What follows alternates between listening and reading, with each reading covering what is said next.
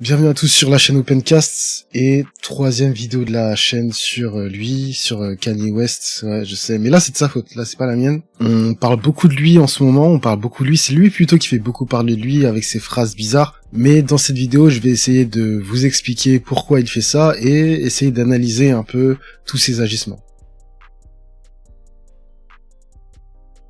Alors pour contexte, Elon Musk a repris les clés de Twitter il y a quelques semaines et il en a profité pour débloquer le compte de son ami Kanye West. Kanye West, lui, une fois que son compte il était débloqué, il s'est lâché.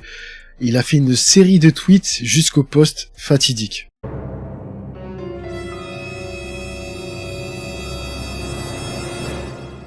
Je vous laisse lire le tweet vous-même parce que j'ai pas envie de me faire bannir, etc., etc.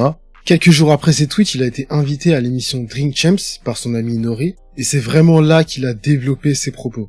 Il dit que les contrôlent tout, que derrière chaque artiste noir se cache un qui contrôle tout son répertoire et ses contrats, et après ses propos, il s'est fait lâcher par Balenciaga qui avait une collaboration avec lui récemment, et par Adidas aussi, donc il perd Yeezy et tout ce qu'il faisait avec Adidas, et donc il perd plein de revenus et son statut de milliardaire.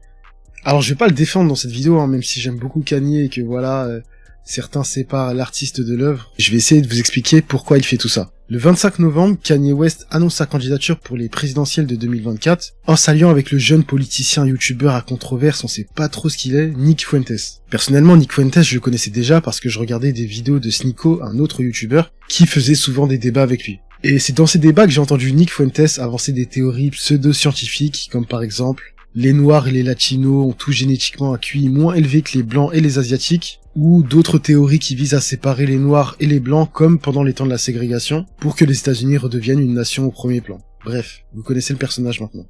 Après avoir vu la vidéo de campagne, sa collaboration avec Nick Fuentes, j'ai tout de suite compris. Kanye West pense ses propos, il y a aucun doute, mais passer de « je déteste les nazis » dans Flashing Lights à « je vois du bon dans chacun et même Hitler », c'est pas du hasard. En vrai, Kanye West, il veut rassembler l'électorat blanc et chrétien, les WASP, de son côté.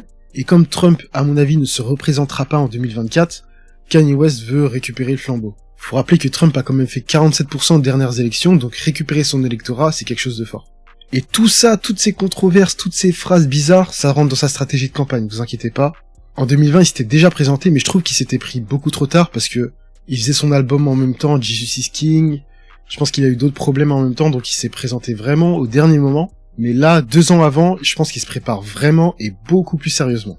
Alors j'espère que ça va vous éclairer sur ses intentions et que vous comprendrez pourquoi tous les jours vous voyez un tweet, Kanye West a dit ceci, Kanye West a dit cela. N'hésitez pas à vous abonner pour d'autres petites chroniques du genre, sur Kanye West, sur le rap, sur la musique, sur les séries. Et si vous faites partie des gens comme moi qui aiment Kanye West malgré tout, j'ai fait une tier list sur Kanye West il y a pas longtemps, qui a été sujet à controverse aussi, donc je vous invite à aller la voir pour voir le classement, et peut-être aussi me critiquer comme tous les autres, ou être d'accord avec moi.